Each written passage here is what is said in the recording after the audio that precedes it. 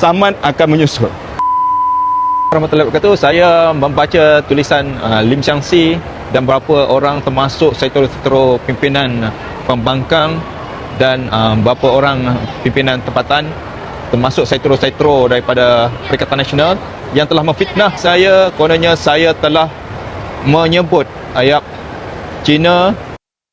Kononnya saya telah menuju kepada semua kaum Cina. Sebenarnya kenyataan itu tidak tepat sama sekali.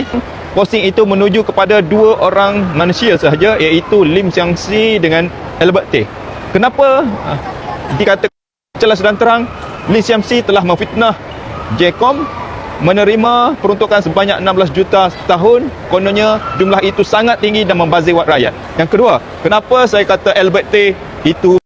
Kerana dia telah memfitnah, mengugut, memprovokasi mana-mana pemimpin yang beliau telah bagi duit, kemudian dia tuduh rasuah, dan apabila didakwa, dibawa ke mahkamah, beliau tidak mengaku sama sekali dia menyuap duit itu kepada pimpinan berkenaan.